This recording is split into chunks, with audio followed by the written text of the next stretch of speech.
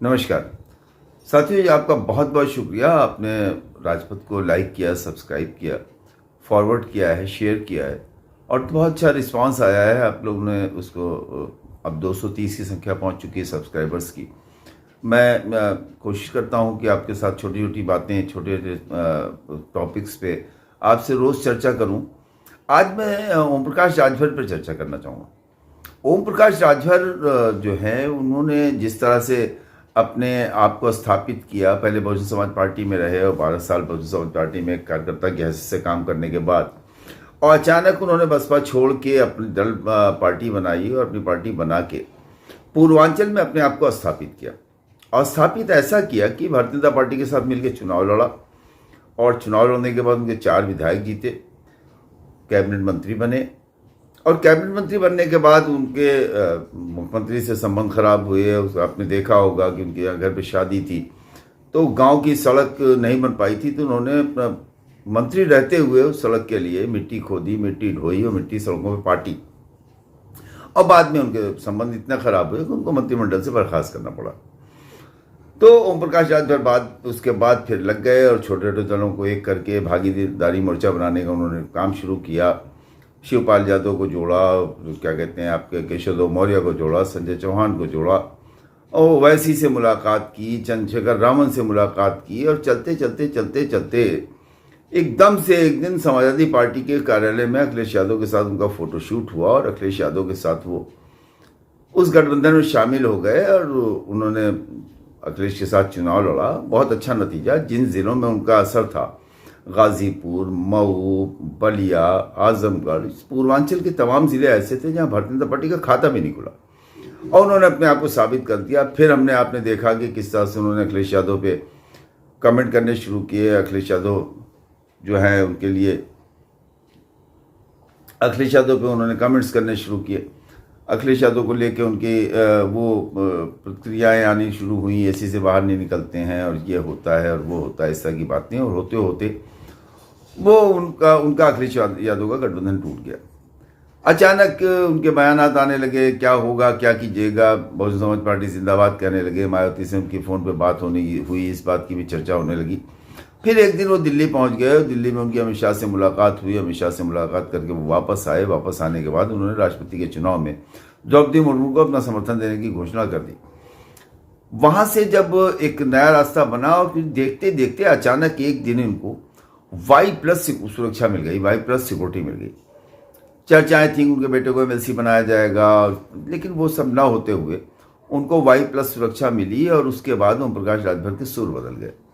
अब ओम प्रकाश राजभर ने आज साधारण रैली निकाली, आज प्रेस कॉन्फ्रेंस की और उन्होंने प्रेस कॉन्फ्रेंस में अपने अखिलेश यादव उत्तर प्रदेश में पूर्व मुख्यमंत्री हैं, उनके जब वो मुख्यमंत्री थे तो उन्होंने पिछड़ों के साथ कुछ नहीं किया, अति पिछड़ों के साथ कुछ नहीं किया, जनगणना पे कोई बात नहीं की, पिछड़ों की गणना की बात नहीं की, इस तरह के आरोप उन्होंने लगाए।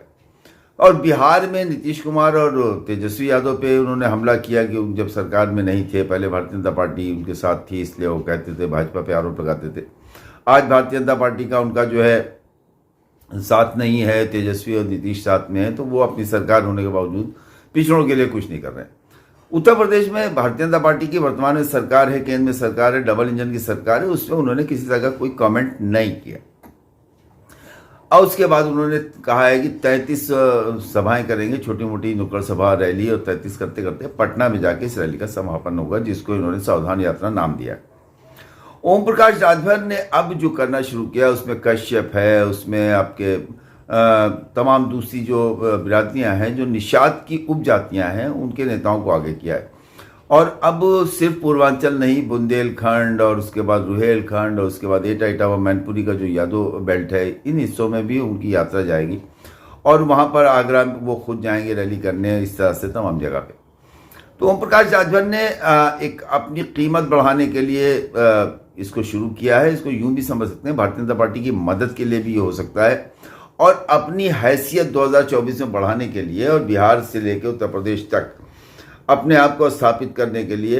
मेरा अपना मानना है कि काशीराम के बाद मेरी मायावती और वर्तमान में ओम प्रकाश राजभर वो नेता हैं जिन्होंने बहुत संघर्ष किया। संघर्षों के बाद उन्होंने एक छोटी सी बिरादरी राजभर समाज को एक करके एक पार्टी बनाई और राजभर समाज की एकता के बाद उनको पीछे करने की बड़ी कोशिश की गई। रामचंद्र राजभर, सुखदेव राजभर, अनिल राजभर, भारतीय जनता पार्टी ने तमाम और नेता लगाए, लेकिन ओम प्रकाश राजभर के जनाधार में कोई कमी नहीं आ पाई। अभी देखा गया कि ओम प्रकाश राजभर की पार्टी में टूट होना शुरू हुई है। उसके बाद उनके सैकड़ों कार्यकर्ताओं ने, प्रदेश के पदाधिकारियों ने, राष्ट्रीय पदाधिकारियों ने इस्तीफे दे दिए। बोर्ड और बैनर लगा दिए गए कि राजभर बस्ती में ओम प्रकाश राजभर का आना मना है। उसके बावजूद ओम प्रकाश राजभर की अपनी जो एक हैसियत थी उसमें अभी कमी आती हुई दिखाई नहीं दे रही। उसी को साबित करने के लिए वो सावधान यात्रा लेके निकले।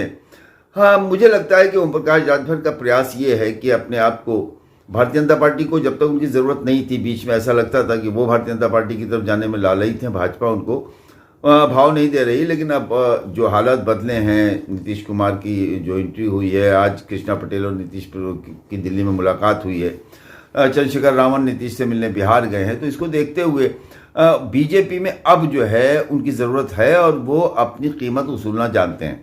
तो ओम प्रकाश राजभर का अब का जो प्रयास है, उनका जो अब तरीका है जो करने जा रहे हैं, उसमें ओम प्रकाश राजभर भारतीय जनता पार्टी की तरफ झुकाव उनका दिख रहा है। उन्होंने सब पे हमला किया, लेकिन भारतीय जनता पार्टी पे एक शब्द नहीं कहा। आपने देखा है इलाहाबाद विश्वविद्यालय में इतना बड़ा आंदोलन चल रहा है, प्रिया पटेल की भी छात्र जो विंग है वो उसमें कूदी हुई है, समाजवादी पार्टी, बसपा, सभी दलों का जो उसमें मामला है वो छात्रों के साथ खड़ी है। लेकिन ओम प्रकाश राजभर ने आज की अपनी प्रेस कॉन्फ्रेंस में इससे पहले भी छात्रों को लेकर, इलाहाबाद विश्वविद्यालय की बढ़ी हुई फीस को लेकर कोई बयान नहीं दिया है। ओम प्रकाश राजभर का अंदाज अब जो है वो शिवपाल यादव से जैसा होता जा रहा है कि वो भारतीय जनता पार्टी पर नम हमला करके अखिलेश यादव को टारगेट करना। ओम प्रकाश राजभर तो अखिलेश से आगे बढ़ गए हैं। अब अखिलेश के बाद वो तेजस्वी और नीतीश कुमार पे भी हमले कर रहे हैं। तो क्या होगा आने वाले कल में, ओम प्रकाश राजभर की क्या रणनीति होगी, ओम प्रकाश राजभर क्या करेंगे, क्या उनकी पार्टी बचेगी, क्या उनकी पार्टी की जो टूट हुई है उससे ओम प्रकाश राजभर पर कोई नुकसान होगा, या ओम प्रकाश राजभर कहाँ जाएंगे 2024 के चुनाव में। सपा के साथ उनका गठबंधन टूट चुका है, भारतीय जनता पार्टी से पूर्व में उनका गठबंधन टूट चुका है। क्या वो कांग्रेस के साथ जाएंगे, एक बार वो कांग्रेस के साथ रह चुके हैं, या वो कौमी एकता दल और ओम प्रकाश राजभर, बहुजन समाज पार्टी और नीतीश कुमार इनके साथ जाएंगे, विपक्षी एकता के साथ जाएंगे, जयंत चौधरी को अपने साथ जोड़ेंगे, या छोटे छोटे दलों को, शिवपाल यादव हैं या दूसरे लोगों उनके साथ जाएंगे।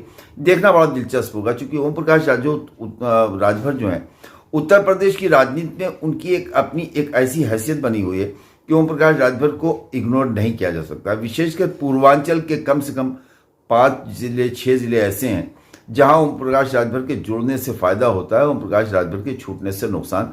जो हमने भारतीय जनता पार्टी के साथ उनके रहने पे देखा, भारतीय जनता पार्टी का साथ छोड़ने पे देखा, समाजवादी पार्टी के साथ जाने के बाद जो नतीजा है उसे हमने देखा, भारतीय जनता पार्टी को जो नुकसान हुआ उसे हमने देखा।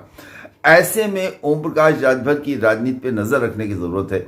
ओम प्रकाश राजभर क्या भारतीय जनता पार्टी के साथ जा चुके हैं, या भारतीय जनता पार्टी की तरफ जाने के लिए पेंग बढ़ा रहे हैं, या भारतीय जनता पार्टी के लिए अलग रह के भारतीय जनता पार्टी के लिए कोई आसानियां पैदा करना चाहते हैं। क्योंकि ओम प्रकाश राजभर के दिल्ली से संबंध बहुत अच्छे हैं। उत्तर प्रदेश में उनके संबंध मुख्यमंत्री से नहीं अच्छे होते थे, लेकिन अभी उनकी जो मुख्यमंत्री की मुलाकात हुई है उसके बाद लगता है कि वहाँ से ये उन्होंने अपने संबंध ठीक करने का प्रयास किया है और वो संबंध ठीक होने की ओर है। तो आज के लिए इतना ही। मैं फिर आपसे अनुरोध करूंगा, चैनल को लाइक कीजिए, सब्सक्राइब कीजिए, बेल आइकन को ज़रूर दबाइएगा और अपने दोस्तों से भी कहिए कि चैनल को लाइक और सब्सक्राइब करें, जिससे मैं आपके बीच में इन 10 और 8 मिनट और 9 मिनट के वीडियोस की जगह पे 1 घंटे की डिबेट्स ला सकूं, तमाम मुद्दों पे विस्तार से चर्चा कर सकूं। चूँकि खुद कहना और दूसरों के विचारों को सुनना, दोनों में बड़ा अंतर होता है। आपके साथ तमाम पैनलिस्ट ऐसे हैं, तमाम जर्नलिस्ट हैं, तमाम सोशल एक्टिविस्ट हैं, तमाम दलित चिंतक हैं, तमाम पिछले वर्ग से की जानकारी रखने वाले तमाम लोग हैं, प्रोफेसर्स हैं, थिंकर्स हैं।